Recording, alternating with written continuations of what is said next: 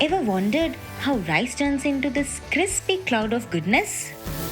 It's not magic. It's fire, sand, and a centuries old technique. From the fiery village ovens to that satisfying crunch in your mouth, puffed rice is more than a snack. It's edible history. Let's dive in.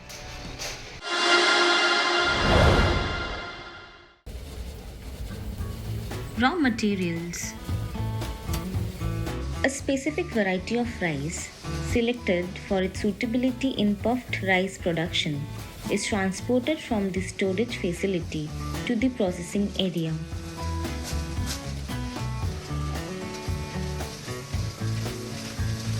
The IR64 rice variety is preferred for puffed rice production due to its optimum starch composition and medium grain structure, which ensures efficient expansion during high temperature processing.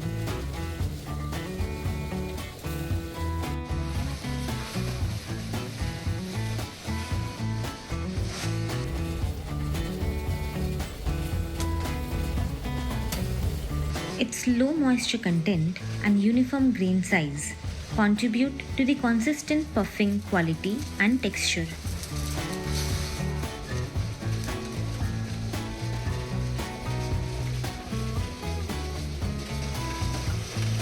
First stage, frying.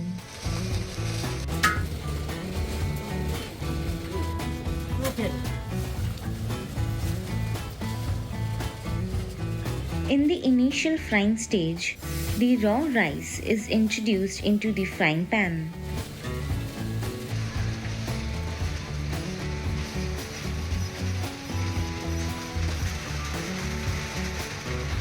The entire roasting unit is powered using biomass fuel, primarily comprising sawdust and firewood.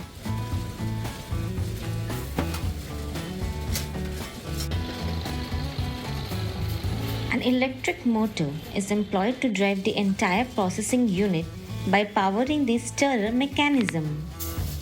Here, the raw rice is fried for about 2 to 5 minutes depending on the grain type, to a temperature of 80 to 120 degrees Celsius.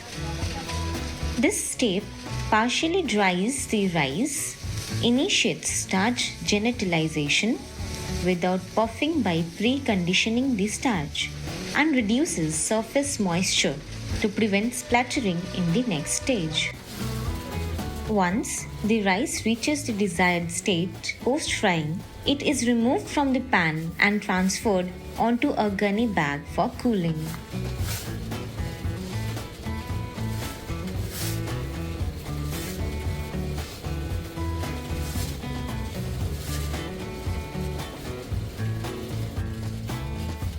The process is repeated to enable continuous production.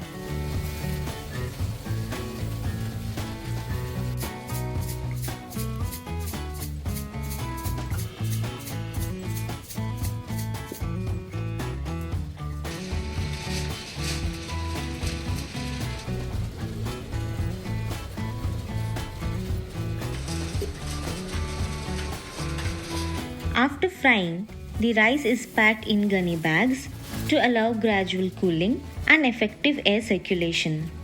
The breathable material helps reduce residual surface moisture, preventing condensation and spoilage.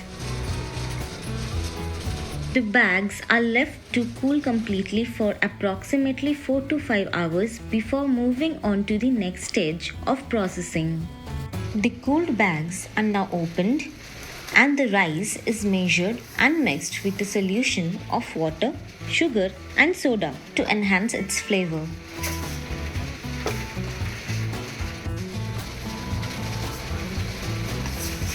The mixture is continuously stirred to ensure uniform moisture distribution throughout the rice.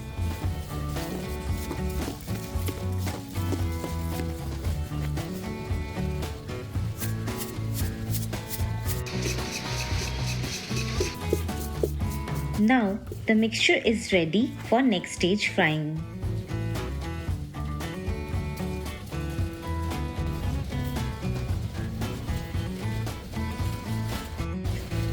Second stage frying. In the second stage, the partially processed rice is transferred to a second frying pan.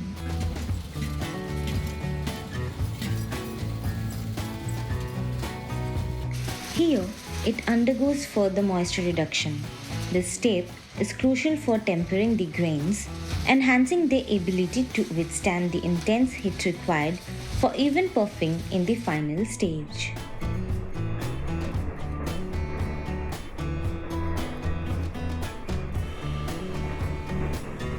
It is fried here for about 4 to 5 minutes before being transferred to the third stage. Third stage frying.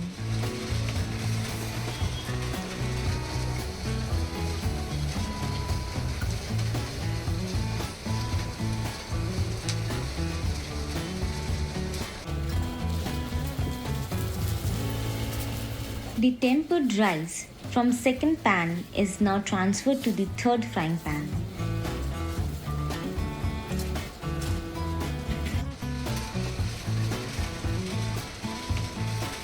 The rice forms a firm outer layer while its internal starch becomes elastic through partial gelatinization, allowing it to retain shape and withstand rapid expansion during puffing.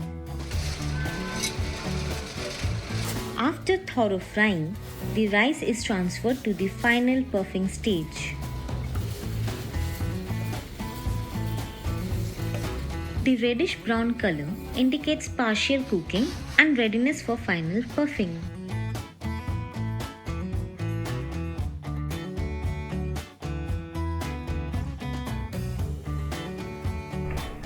Puffing stage.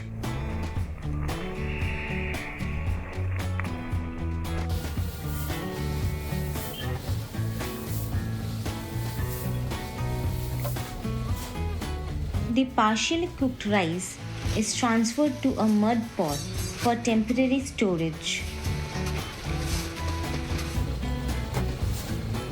Firewood is burnt beneath an iron pan to heat black sand to an optimal temperature, approx 200 to 250 degrees Celsius, which is then used for dry frying the rice. A half coconut shell full of rice is fetched from the pot and is poured onto the preheated sand.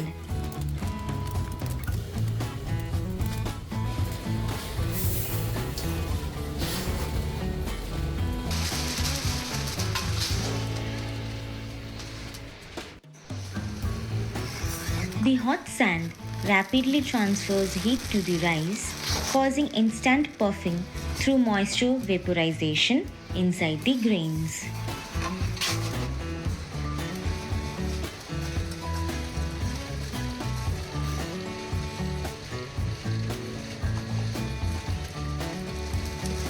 Once puffed, the rice is removed from the pan and passed through a fine mesh sieve to separate it from the sand. It is then spread evenly on a clean surface to cool at ambient conditions.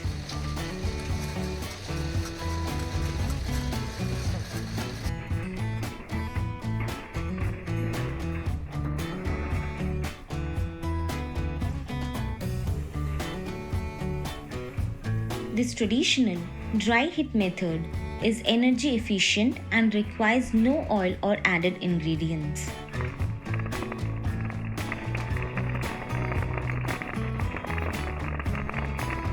The sudden release of steam causes the rice grains to puff, increasing in volume up to 3 to 4 times their original size.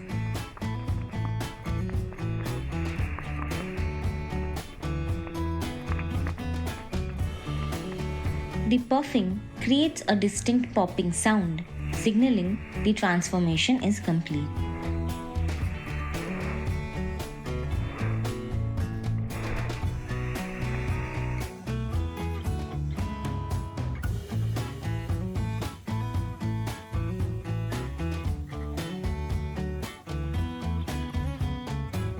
After continuous frying, a heap is formed and allowed to cool to preserve crispiness and extend shelf life.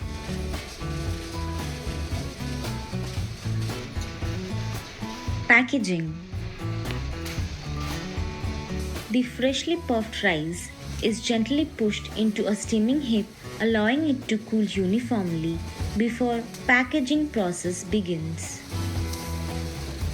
A gunny bag with a food-grade plastic liner is used for packing, providing structural durability and hygienic storage.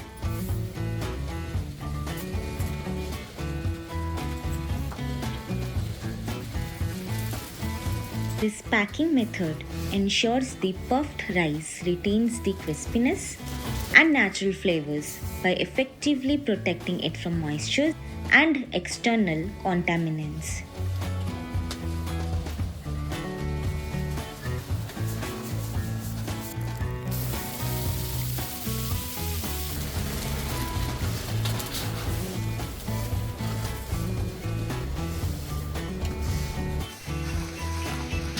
The puffed rice is carefully filled into the lined bags until they reach full capacity, ensuring optimal volume, and then transferred to the storage room for safe and dry preservation.